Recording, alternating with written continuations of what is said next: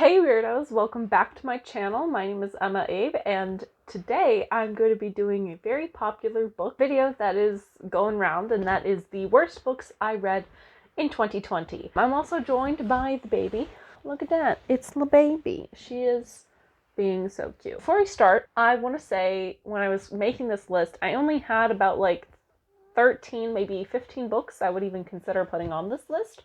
So overall, 2020 has been a really, really good reading year for me, despite the shit that is happening. I think I read, as of the filming of this, a total of 151 books, and I should have 152 by the time the year is out.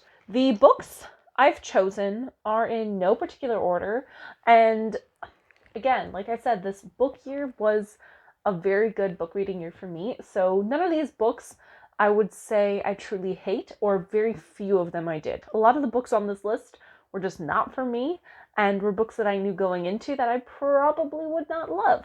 And they just so happened to wind up on my worst books. That being said, this is just my opinion, so if you love these books, love these books. Everyone is entitled to their own opinion. First one is A Beautiful Day in the Neighborhood. This is a collection of poems of Mr. Rogers of the Mr. Rogers Neighborhood fame. This is a children's book, and I read this with my eyeballs. This took me most of the year to read. I read like half of the poems in like the first half of the year, and then in the second half, and this last month, I realized that I have still had to finish the book, and I wanted to make it so that I had read all of the winners of the Goodreads Choice Awards, and this was the last book I had to read. I hated every single second of reading this book for the simple reason of I'm not a child, and I have no children to read these poems. These poems are very cute, they're very simplistic, they're very meant for children, and they work for what they are going for.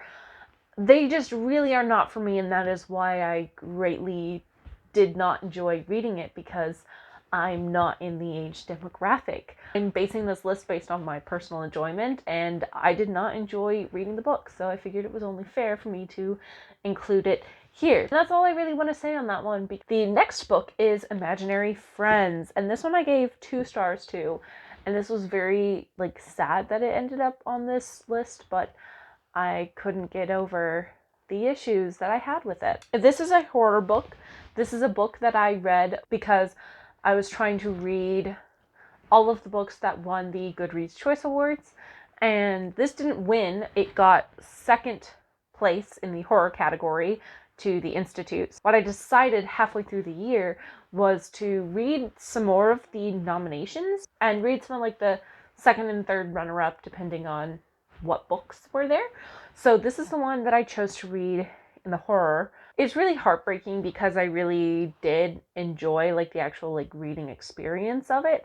Just the entire time I had this nagging feeling of there's this very problematic aspect when it comes to disability representation in this book, and I was waiting for the entire book for them to address it, and they didn't. Essentially, the kind of gist of this story is that you have this boy, I forget his name, and his mom, and they are fleeing an abusive relationship, and they wind up in this town, and this town has this woods, and it's weird, and then all of a sudden, this little boy, who's in elementary school, starts talking to this paper bag, and no one really thinks much of it. And then the boy disappears, and he disappears for 7 days. The overall concept is really interesting, just the part that really hurt me personally as a person with disabilities and with someone who has dyslexia is that this little boy has dyslexia, and at the very beginning of the book, not at the very beginning, more in the rising action, he gets cured of his dyslexia, and it's never really addressed how problematic that is, because dyslexia isn't really a thing that you get cured of. It's something you live with and you deal with for your entire life. And I found that deeply problematic, and I felt like that was something that you did not need to put in this book in order for the plot to go the way it wanted to. And on top of that, I just didn't like some of the plot things towards the end based on all of the religious undertones and blatant religiosity in it. I just didn't like that at all. It put a really sour taste in my mouth to the ending of what could have been a really good book. Heartbreaking to put it on there because I really, really wanted to enjoy this book and love it, but when you have those aspects, it just makes it really hard to enjoy. The next slot is kind of like a 2-for-1 because it's the series. It's a series, and that is the Cruel Prince series, or whatever that series is called. But the first one is the Cruel Prince, and the second one is the Wicked King. And I'm putting this as one category because it's from the same series, and I did not like this series.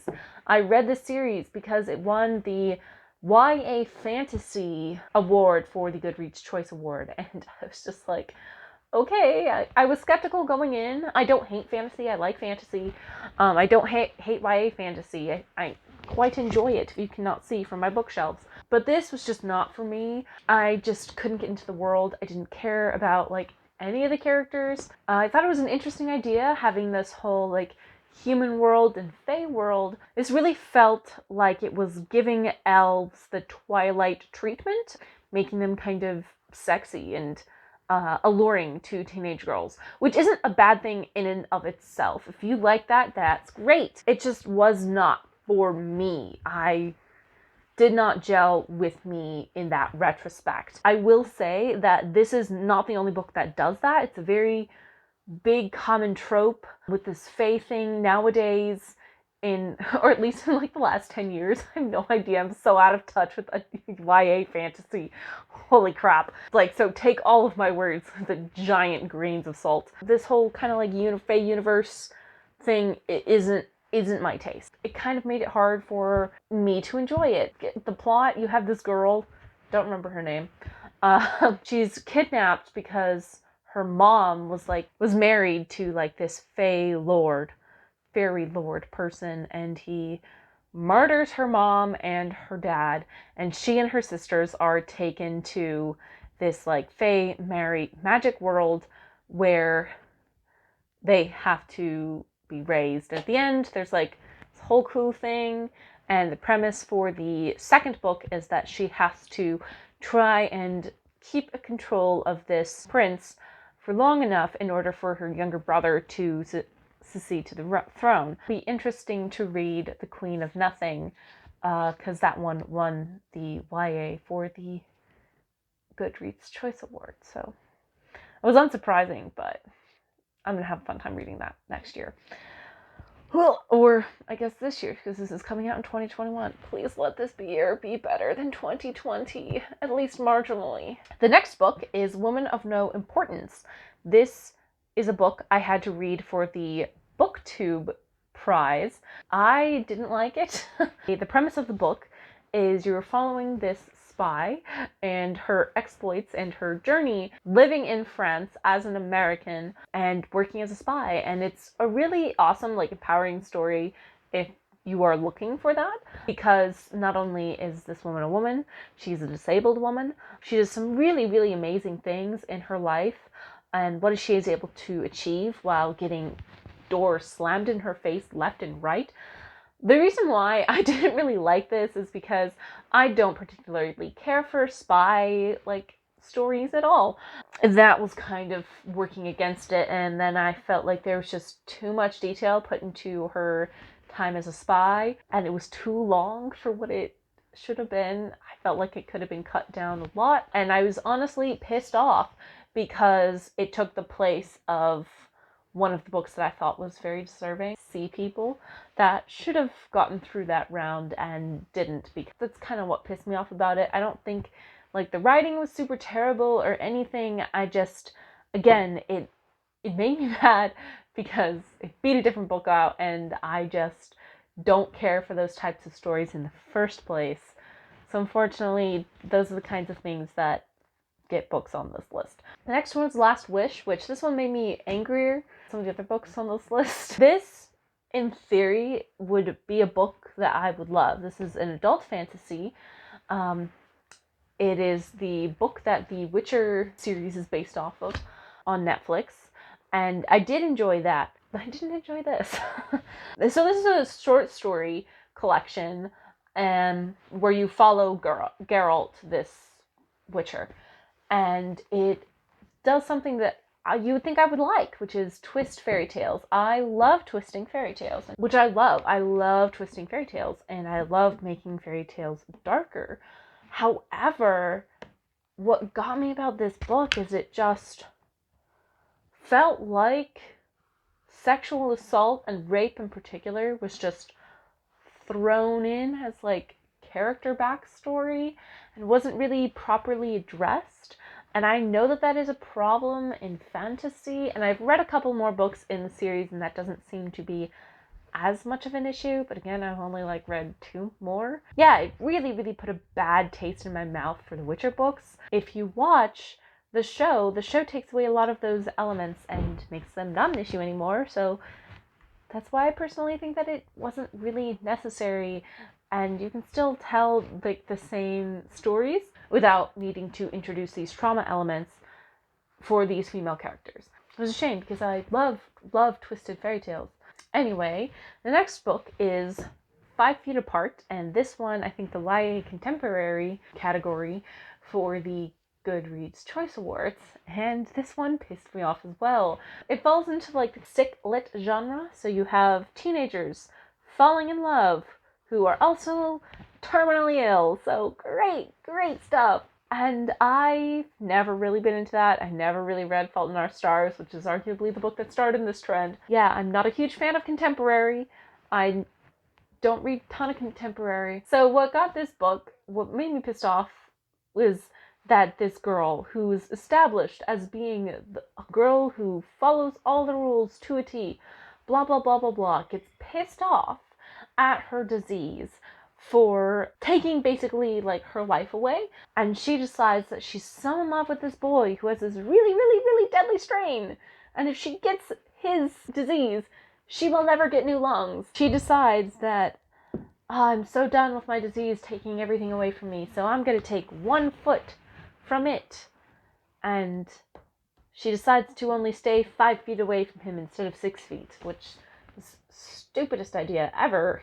Freaking kidding me. It got really stupid, like stupid levels like that, and it just made me angry.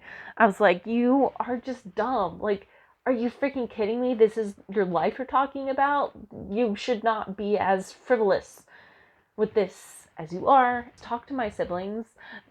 I ranted to them for a long time after reading that book because I was so angry with the choices the characters were making. And then the ending is so like nonsensical. It doesn't make any sense that she'd be able to be okay after she did certain things that she did. I'm not an author, so who am I to judge? The next book is another book that made me angry, and that is Girl, Stop Apologizing. I went into this book knowing I would not like it. And I don't often do that where I read books knowing I will not like them, because I want to spend my time reading books that I will like. The reason I read this book is because it won the nonfiction category for the Goodreads Choice Award, and I am salty. I am salty about that fact. There are plenty of other deserving books that could have been chosen, but no. This one got it. Okay, I get it. Rachel Hollis is a popular author. I get it. These awards are popularity contests, but it still hurt. I'm not going to say much about this book because there are many other videos that you can watch that YouTubers and BookTubers have done that tear this book and other Rachel Hollis books to shreds. I cannot get over how persuasive she is, how eloquent she is. Like, that's not a bad thing about the book. It makes the book, like, enjoyable to read because she's a good author and it's written well. But the issue is the messages that she is choosing to peddle. Another part of, like, that is that she is very sneaky with the messages that she peddles. She says broad things that, like, I would agree with. You know, like, learn to stand up for yourself. You know, learn to take some time for yourself. You know, don't mommy shame. But she underlaces it, and when she explains in further details, a lot of her explanations are very they like spend like the opposite message, or they shame you for something, like things that you can't change. Like she just tells you to be happy, you know, and it's not. And if you're not like happy, you're just not trying hard enough, which doesn't take into account depression and other mental illnesses. There's a lot of things that are ableistic that she says in the book. Whether or not she knows they're ableistic or not is not something I'm going to try and question. A lot of what she says is very classist too. Like, oh, like if you can't just take 3 months off to work pro bono and learn this new skill, like you're just not working hard enough, which just does not make any sense. And one of the things that just really stuck out to me and like really made me just angry is she talks all about like, don't shame moms, mommy guilt is bad, like moms are doing their best. And then she turns around in a later chapter to shame her own mother for getting out of a toxic relationship because they had less money and she had to eat funfetti cake.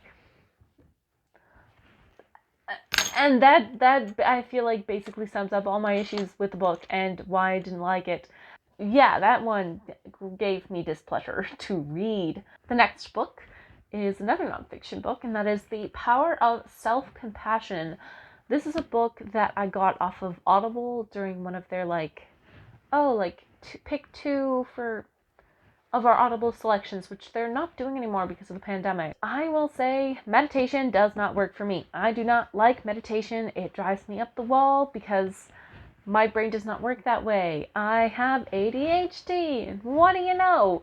Not all brains work the same, and just saying meditation and breathing works, and just, no, it drives me crazy. I can't focus. A lot of this book was guided meditations and journal reflections, and I was just like, I cannot stand this. I want this to be over yesterday, and I did not enjoy reading it at all. If you like meditations and stuff like that, maybe you'll like it.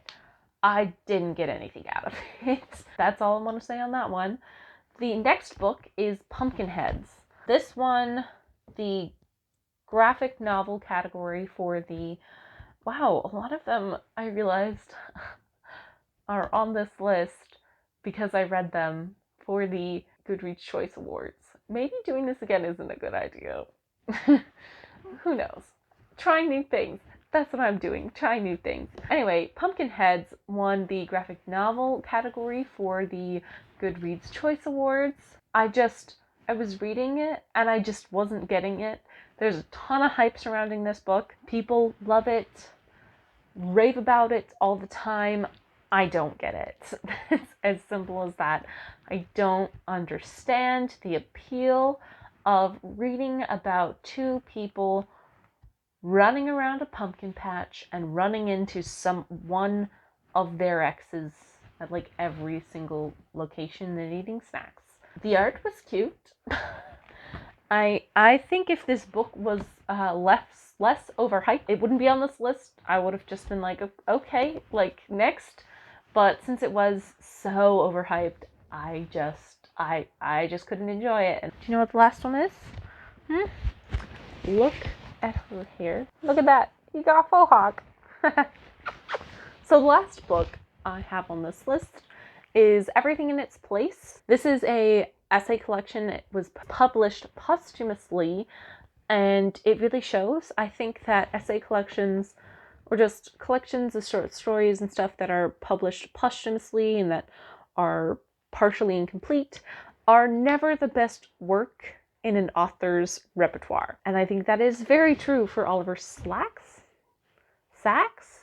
I never know how to pronounce this person's name right. And I'm positive that his other work is amazing. It wasn't that this wasn't amazing. What bothered me about this is that there was no through line. It felt like it was just talking about random things randomly. And it would go from talking about diseases in like Central America to his love of swimming. It just didn't feel like there was anything to hold it together. No one enjoyed reading it who were reading this for the BookTube prize, because that's what I read it for. It was in the first round, very early on. Do you hear something? Do you hear your other family members running around the house and leaving you alone in here with me?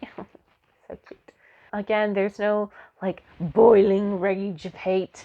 That's not really how I felt like most of these books. There's some books on that list where I felt the need to rant, but for the most part, most of the books that I read this year were very great, and I'm dreading making my best books of 2020 because there are too many. That's why this video is coming out first. Anyway, thank you guys so much. The baby is squirming. Right? Are you squirming? Do you want cuddles? Yeah, she wants cuddles. So I'm going to wrap this up here. Thank you guys so much for watching. Leave a like, comment, all of that fun stuff down below. I'll see you next week. Bye. Say bye, baby.